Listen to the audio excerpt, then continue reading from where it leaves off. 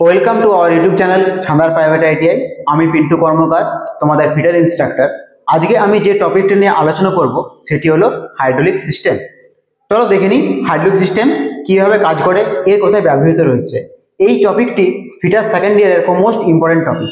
ঠিক আছে, তোমরা বাস্তব জীবনে লক্ষ্য করবে যে কোনো ট্রাক আনলোডিং এর সময় দেখবে একটা দণ্ড ওঠানামা করে, সেটি একটি হাইড্রোলিক সিস্টেমের পার্ট। এবং এর কথা আর ইউজ করা হয় যেমন অটোমোবাইল ব্রেকিং সিস্টেম, সেক্ষেত্রেও আমাদের হাইড্রোলিক সিস্টেম কাজ করে থাকে। তো হাইড্রোলিক সিস্টেমটি কি না, হাইড্রোলিক সিস্টেম হচ্ছে এমন একটি সিস্টেম যে মেশিনারিগুলোতে হাইড্রোলিক অয়েল দ্বারা বা পেট্রোলিয়াম কোনো ভিসকুয়াস অয়েল দ্বারা আমাদের মেশিনারিগুলোকে ওয়ার্কিং করা হয় বা কাজটি করা হয়। দেখো কি লেখা রয়েছে না, any working or control system that uses liquid as transmitting fluid is known as hydraulic system. কি না, আমাদের হাইড্রোলিক সিস্টেম কোনগুলো না, যেখানে আমরা কোনো তরল পদার্থ বা লিকুইডকে ইউজ করে থাকবো সেটি হচ্ছে আমাদের হাইড্রোলিক সিস্টেম। তো যদি এই লিকুইডের জায়গায় আমরা যদি এয়ারকে ইউজ করে থাকতাম তখন সেটাকে বলতাম আমরা নিউমেটিক সিস্টেম। ঠিক আছে, এবং এর ব্যবহারগুলো কথা হয়ে থাকে না, automobile braking system, power steering, earth moving equipment, কোনো প্রেসে, এগুলোকে আমাদের ব্যবহার করা হয়ে থাকে। এবং এই ক্ষেত্রে মনে রাখবে সবসময় বেশিরভাগ ইউজ করে থাকে মেশিনারিগুলো কি না, ভিসকুয়াস পেট্রোলিয়াম অয়েলস। ঠিক আছে, এবার দেখে নিই এটা কোন সূত্রের উপরে কাজ করছে। তো আমাকে যে ওয়ার্কিং সিস্টেমের কাজ করছে, লয়ের উপর কাজ করছে, তার আগে আমাকে কতগুলো বেসিক জিনিস জানতে হবে। সেটা কি না, প্রথম আমাকে জানতে হবে সেটা কি না, প্রেসার সম্বন্ধে। প্রথম জানতে হবে আমাকে প্রেসার সম্বন্ধে। প্রেসার, তো প্রেসারের বাংলা কি না, প্রেসারের বাংলা হচ্ছে আমাদের চাপ। চাপ, তো চাপ কাকে বলে না, চাপ হচ্ছে কি না, আমাদের কোনো একক ক্ষেত্রের উপর প্রযুক্তি বলকে আমরা চাপ বলে থাকি, বা এক কথায় বলতে পারি না, প্রেসার হচ্ছে আমাদের force divided by area. Force divided by area, এই প্রেসারের উপরই সমস্ত হাইড্রোলিক সিস্টেম এবং নিউমেটিক সিস্টেমগুলি ওয়ার্কিং করে থাকে। তো এই যে সিস্টেমটি আছে সেটি যে সূত্র দ্বারা কাজ করে, সেই সূত্রটি হলো কি না, আমাদের পাস্কেল ল। পাস্কেল ল,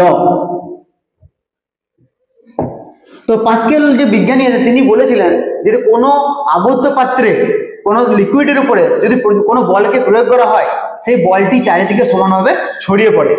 পাস্কেল ল কি বলছে না, পাস্কেল ল বলছে কোনো আবদ্ধ পাত্রে যদি আমরা প্রেসারকে অ্যাপ্লাই করে থাকি, সেই প্রেসারটা বা চাপটা সমভাবে চারিদিকে ছড়িয়ে পড়বে। তার মানে কি, ধরে নাও কোনো একটা আবদ্ধ পাত্র বা কোনো একটা কনফাইন্ড এরিয়া, একটা কোনো বোতল বা কোনো কিছু অবজেক্ট আমার রয়েছে, এখানে আমরা লিকুইড দ্বারা ফিল করা আছে। এক্ষেত্রে যদি কোনো কারণে আমরা এখানে যদি ওয়েটকে চাপাই, এক্ষেত্রে ওয়েটটা কিন্তু আমাদের প্রেসার হিসেবে কনভার্টেড হয়ে যাবে। সেই ওয়েটটা প্রেসার হিসেবে কনভার্ট হয়ে সেই প্রেসারটা চারিদিকে সমভাবে ছড়িয়ে পড়বে। এখানে যে প্রেসার অ্যাপ্লাই করবো সেই প্রেসারটা চারিদিকে সমভাবে ছড়িয়ে পড়বে। কি বলেছিলাম না, প্রেসার হচ্ছে ফোর্স ডিভাইডেড বাই এরিয়া। এই যে ফোর্স ডিভাইডেড বাই এরিয়া এবং এই পাস্কেল ল দ্বারা কিছু মেকানিক্যাল অ্যাডভান্টেজ আমরা দেখতে পাই, কিছু ইউজেস দেখতে পাই। চলো দেখিনি সেটা।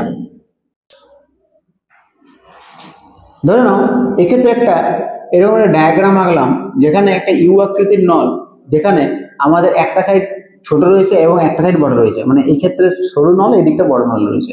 হাইড্রোলিক সিস্টেমগুলোতে তাই করা হয়ে থাকে। এবং এক্ষেত্রে আমি ধরলাম এখানে একটা ওয়েট চাপানো হয়েছে এবং এখানেও একটা আমাদের ওয়েট চাপানো হয়েছে এবং এখানে লিকুইড ভরা আছে। তো কি না, এক্ষেত্রে যে ওয়েট চাপানো আছে সেই ওয়েটটা আমাদের প্রেসারে কনভার্টেড হয়ে যাবে। এবং ধরে নিলাম আমি এক্ষেত্রে যে এরিয়া, মানে এই অংশের যে এরিয়া সেটা হচ্ছে A1 এবং এই অংশের এরিয়া ধরলাম আমি A2। এবং এখানে যেহেতু ওয়েট চাপি, সেই ওয়েটটা আমি ধরলাম আমাদের F1 আমাদের ফোর্স জেনারেট করছে, এবং এক্ষেত্রে আমাদের আপওয়ার্ড ডিরেকশনে আমাদের F2 জেনারেট করছে। মানে কি, F1 যদি এক্ষেত্রে ওয়েট চাপায়, মানে লিকুইডটি কি হবে, এদিক মুভমেন্ট করবে, তাহলে এই পার্টটাকে উপর দিকে লিফট করবে, তাহলে এখানে ধরো আমি সেটা F2 করছে।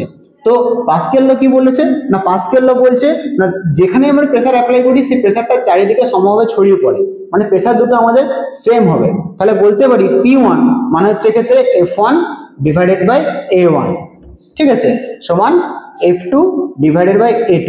এই যে ইকুয়েশনটা পেলাম, সেই ইকুয়েশন দ্বারা আমরা বিভিন্ন মেশিনারির কত পরিমাণ লোডকে সে নিতে পারবে বা আপলিফট করতে পারবে সেটা সম্বন্ধে আমরা বলতে পারি। চলো দেখে নিই, এটার একটা এক্সাম্পল আমরা দেখে নিয়ে থাকি।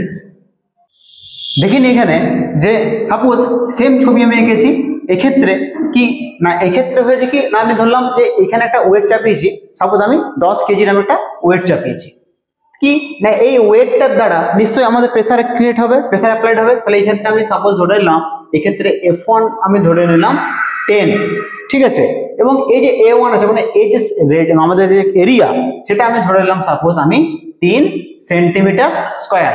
এক্ষেত্রে A2 আমি ধরে নিলাম আমি 12 সেন্টিমিটার স্কোয়ার। তাহলে যদি এই ওয়েটটা চাপানো হয় মানে এদিকে ডাউনওয়ার্ড ফোর্সে আসে, নিশ্চয়ই একে আপলিফট করে উপর দিকে তুলবে। তাহলে আমরা দেখে নিই কত পরিমাণ সে ওয়েটকে তুলতে পারে। যদি আমি এখানে 10 কেজির ওয়েটকে চাপাই, মানে 10 কেজি ফোর্সকে আমি অ্যাপ্লাই করি, তাহলে আমাদের এখানে কত পরিমাণ ওয়েটকে আমরা তুলতে পারবো।